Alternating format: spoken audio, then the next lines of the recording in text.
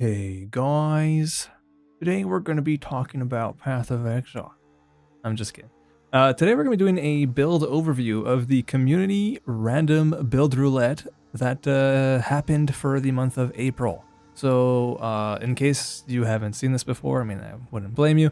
What I'm doing is every month or so, I'll be spinning 2 wheels to determine a random build that you guys, the community, get to play. You get to play together, either, actually in a group or just individually, but you share your progress in Discord to sort of, everybody has their own take on the build and you can like just chat and like figure it out and collectively make choices and all of that and have different takes on the same build. The same weird off-meta build is the idea, to make it like more fun. So that you're not just all just doing your own individual random builds, you can play one, at the same time as other people. So I will be spinning for the month of May at the end of this video as well. I'll put a timestamp for that so you can easily navigate to that if that's what you want to just do. Yeah, in the meantime, we're going to be talking about some different takes of the build that we got for the month of April, which was the Twister Chronomancer. So I have 3 different takes on this build to look at today. These are all submitted by people on Discord from the community. We've got Ogen, we've got AlexG, and we've got Mattronymic. Hopefully I'm pronouncing those names correctly. If not, I apologize. Shout out to all 3 of them for being brave enough to share their builds and let me do this. Yeah, so I think most of these builds were played in Trade League, though I don't know how much was invested in each one. I don't have any stats on that. And based on what I've looked at so far, it seems like we have 3 very different amounts of investment. So that'll be interesting to look at. Also, I do want to preface this that I haven't played this build myself, right? This is not something that I'm playing, it's for you guys. So if I make mistakes on how this build actually works, if I get something wrong, feel free to correct me, absolutely. I'm here to learn as much as you guys, and I'm definitely prone to making mistakes and like maybe misunderstanding how a build is working and getting its damage and all of that. So be sure to let me know if that's the case. Also, if there's like some stuff that I notice is like, oh, this, you could have done this better or whatever, please don't take that as like a negative way. I'm not trying to bash anybody. I just want to keep things positive, but I do want to also provide like a nice learning environment where people can experiment, maybe make what we might call mistakes, and learn from them. So yeah, that's a goal of mine, and hopefully you guys understand that and be nice in the comments. Okay, so in no particular order, we're gonna be looking at this one here first, AlexG. I will put up some gameplay so that you guys can watch that as well. So AlexG's take on this build. First of all, he got to around level 90, I think maybe even 91 afterwards. I've got a level 90 snapshot of the build, and yeah. I guess the first thing we should look at, like, in case you don't know, Whirlwind, and a Twister, rather, kind of relies on the Whirlwind skill. No, sorry, Whirling Slash, that's what it's called. So all of 3 of these builds are going to be using Whirling Slash and Twister in combination, because once you Whirling Slash 3 times in a row, and then you use your Twister while inside the Whirling Slash AoE, it'll make a whole bunch of extra Twisters. So all of these builds are going to have that in common. That's just like the way to combo Twister to make it good. So that's going to be the same for all of the builds.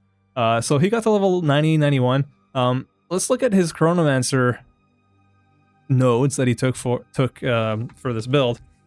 You're going to see there's going to be some similarities between the builds. He went for the Now and Again, which gives it so that your skills have a chance to not consume a cooldown, which for his version of the build, he's only got skills, I believe, that have cooldowns are the ones that are also granted by the Chronomancer, like Temporal Rift and Time Freeze. So he's definitely like leaning into the added skills that Chronomancer bring, which is very cool. Not a lot of builds, I think not a lot of Chronomancers really built around that. They often go for like the recoup or maybe Sands of Time and stuff like that. That's at least been my experience when playing it. He also has the enemies in your apprentices are slowed by 20%, Apex of the moment. This I remember when I played the Fangs of Frost build. This was great defensively, and it pairs really nicely with a Blasphemy Temporal Chain setup. You can really slow down enemies, which, let me see if I can pull up a video of his mapping. Here we go. So, Whirling Slashes, and then Twister to release, and you get tons of tornadoes everywhere. And you'll notice they're also fire infused. That's because he's using a pair of boots called the Birth of Fury, which leaves behind some ignited ground wherever he runs, wherever he walks. So the Twisters are automatically picking up that fire. It's got a sneaky little Spear of Solaris as well that he's thrown in for some nice single target damage. Very cool. Spear of Solaris does extra damage to enemies that are on ignited ground, so it pairs really well with him using the Birth of Fury boots anyways. So you can see he's got some really nice clear. Hopefully he uses, there you go, Time Freeze right there is what I was going to say.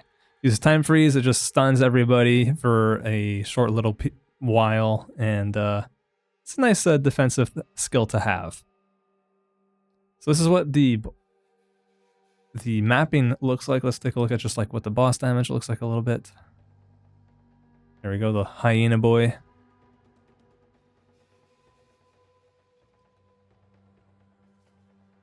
Basically the same stuff. Builds up his Spear of Solaris, casts it, and then lets that plus the Twisters finish him off. It's cool. Looks fun. As far as the items go, he's running an Adzirius Contempt, which is like Adzirius unique spear. I actually don't know how the skill works that it grants, the Shattering Spite, as well as the Spear skills inflict a Bloodstone Lance on hit. That's something that I'm not familiar with, so if anybody knows, feel free to let me know how that works. But he was saying that Adzirius Contempt is a really nice match for the build. He's also, let me pull up some thoughts of his. Been juggling between Charge Regulation, Wind Dancer, and Herald of Ash. Only at level 14, so he was having attribute problems, which I think is pretty relatable. I think we've all been there. So Wind Dancer is a nice defensive skill to have. He does not have it here in this little snapshot, but Herald of Ash is there, and then the Charge Regulation, I guess, in this version also not there. So he's just trying things out and figuring out what works the best, and landed on, I suppose, Herald of Ash, but you know, I guess it changes. Yeah, he's also got a Sacred Flame, which gives you a bunch of added fire damage, gain 58% of damage as extra fire. This is a pretty common unique that people use. Not saying that it's a common unique to find, but a lot of people like to use it because it's very powerful. One of the best sources of extra damage in the game. So very cool. Lavianga Spirits for some mana sustain. And yeah, that's AlexG's take. If we look at the tree real quick, you can see it's very northeast of the tree. The evasion and energy shield section, which is to be expected. I highly doubt that anybody's going to be going over to the armor section. Energy shield and evasion are a known combination that work really well, and there are a bunch of projectile nodes in the area.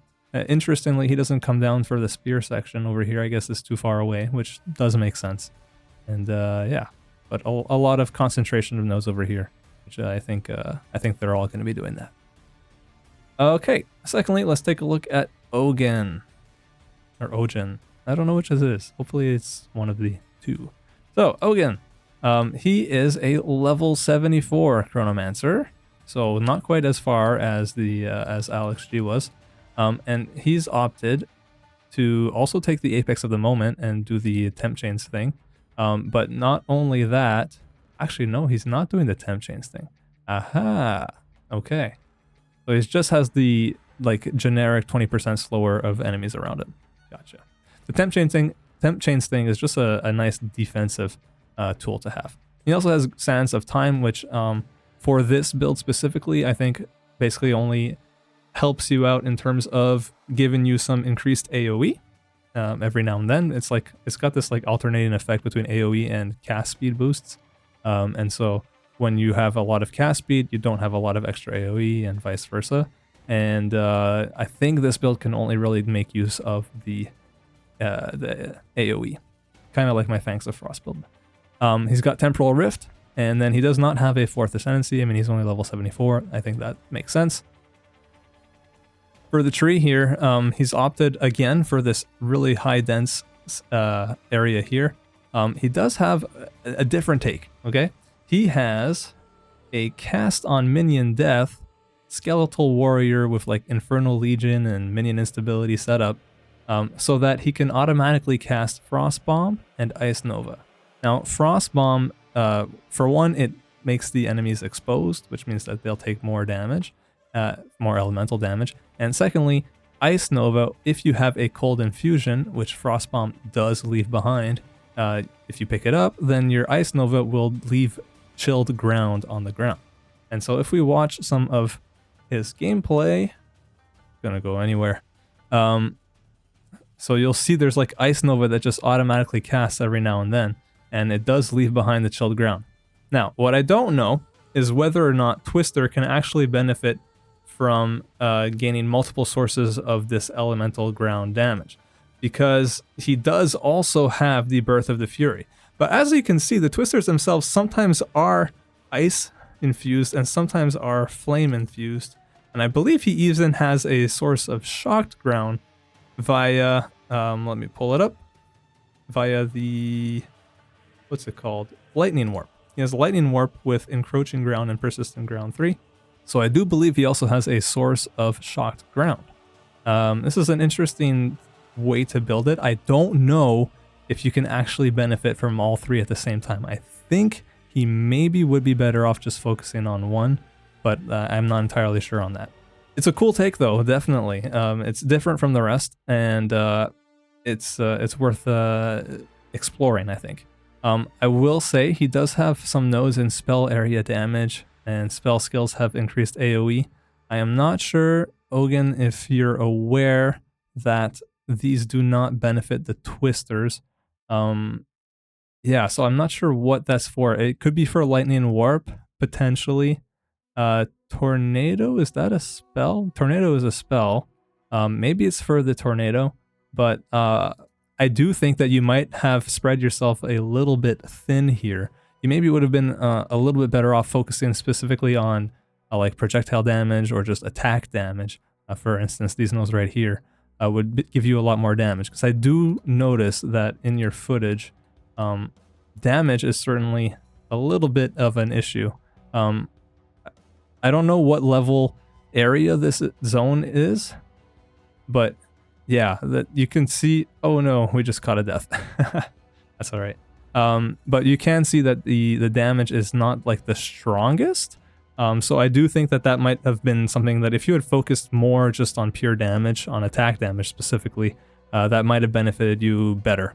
I will also say, Ogen left a message at one point on Discord saying that he did get a little bit tired of the build, which is completely understandable. And I totally get that. And if you are someone who plays a build and you find that you're like getting frustrated and it's just not as much fun, I do think that, you know, that stepping away and stopping playing something else is absolutely the right call. I'm glad that, you know, you went ahead and did that. I think that's healthy. I think that's good. I respect that. Finally, I will also say one last thing. He has a giant crab, which I think is cool. I don't know, there's no way for me to know what this giant crab does. I suppose I should have asked, but it does look cool to have a giant crab that is just helping you out. I think he does like armor break, which I suppose maybe helps a little bit in terms of fizz damage if you're doing any, but yeah. As far as the gear goes, I should take a quick look at that. He's also running the Birth of Fury, Astramentus for attributes, I suppose, because he's low on attributes, but he has a lot of strength, which gives him a decent amount of life. Remember, he's only level 74. And then Namahu's Chosen, which I suppose triggers and gives him some rage now and then, whenever he takes fire damage. Yeah, you can see right here he did have rage up, so if I just click anywhere while he's in combat, there's rage. Yeah, okay, he's got rage. Definitely getting some rage in, so that's cool. That's a good use of rage. And Namahu's Chosen. Yeah, I think definitely you would want to get your resistances capped to 75 at the very least. That will help you stay alive a lot more than you currently are, but you know, I understand 74, you're early into the progression in the end game. You don't necessarily find the items you need. I do think you may, I'm not sure if you were playing on Trade League or not, and if you were, I'm not sure if you were even trading much or if you're just finding everything yourself. That's obviously a big factor as well. A good effort though, and a cool, you know, idea to try and get this cast on minion death thing to allow for the chill to ground and the exposure and all that, like to automate that. That's pretty cool. Lastly, we will be looking at Mattronymics. Now, unfortunately, Mattronymic doesn't have any recorded footage for us today, so we're just going to be looking at it, just good old POB. He took the build all the way to level 96, definitely in Trade League, and he had a big budget, I believe. I believe that because he has a Vertex corrupted with +4 to level of all skills. He's got a Headhunter, he's got a Fall of the Axe, he's got a great Heart of the Well. So yeah, this is not a cheap build by any means, and it's too bad that we don't have any footage because I'm pretty sure it probably slaps. He has a Pulsarkelm, that's such a hard word to say, Pulsarkelm ring, which creates like these shatters when you kill chilled enemies, and he chains that with, or pairs that with Herald of Ice and the Armor Break / Armor Explosion tech by pairing that with Ulnatals and Uruk Smelting. This is like a more or less meta tech, I guess you could say, that allows for these like just giant explosions. So that really helps with clear from what I understand. I have never played this myself, so I may be misunderstanding it, but I think that's what it does. As far as the Chronomancer goes, he actually went for the exact same setup that AlexG had, so Apex of the Moment, the cooldown reduction thing, and then Temporal Rift and Time Freeze for defensive extra little bonuses. Interesting that none of you guys decided to go for the Recoup. I think the Recoup is very strong, but it is true that you do have to pair it with specific uniques for it to be very strong. Inevitability, I remember reading that some of you guys were using it early on and then opted out of it. It seems like it wasn't very strong. Like, it was decent for the campaign, but once you're into the end game, the bosses lose or have a lot of like curse effectiveness reduction, and so this little bonus damage that Inevitable Agony would bring, because for those who don't know, this is like a curse that makes it so that during the duration of the curse, it like stores up any damage you deal to the enemy and then deals that amount of damage, or like a percentage of that amount of damage again at the end. But from what I understand, with bosses, it wasn't so great, which is, you know, disappointing because that's what you want it for, right? You want it to fight bosses, to do big chunks of damage. It would be really cool if that was good. As far as the tree is going, you can really tell that he's doing like stretching all over the place to grab as many of the jewel sockets as he possibly can to fit in all of these crazy jewels that he has. He also does come all the way down here for the spear nodes specifically, and even down here for the attack damage while moving, so that you can like have more movement speed. This is very optimized for map clear, I would say. He did also mention, he left a little note. Let me pull that up. I tried to utilize time stop and cooldown reductions from Chronomancer to blink around, whirling slash 3 times, then send out as many twisters to clear maps. I made my twisters do as much cold damage as possible to chill enemies, and then let Pulsarkelm blow them up to trigger Herald of Ice, which I converted to chaos damage to use the armor break tech with Uruks and Ulnatals. I was clearing T15s pretty handily, but I couldn't quite figure out boss damage. So yeah, it does sound like this is not the greatest bosser. Maybe there's a way to really like buff up the damage. Maybe if you, Matt, had put in, you know, a Spear of Solaris in there and threw that in there, maybe that would be a great single target DPS boost, but you know, we'll never know unless you try. Anyways, this was really cool. Thank you guys for sharing your builds. What we'll do now is we are going to spin the wheels for the next one for the month of May, since 0.5 ain't coming until the end of May. We'll have to decide if we're going to be doing one for like when 0.5 launches, but in the meantime, we can absolutely spin for the month of May. Let's see what we get. Okay, so I just realized that I didn't have any audio recording for that. Okay, now we go again. For what it's worth, it was Entangle. I doubt anybody wants to play that.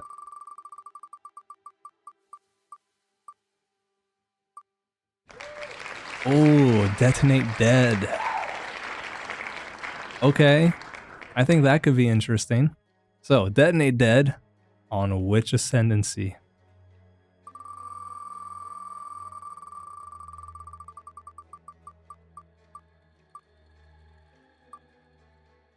Okay. Alright guys, the wheels have spoken. The community build roulette for the month of May is Detonate Dead Titan. Good luck everyone. Thanks for watching.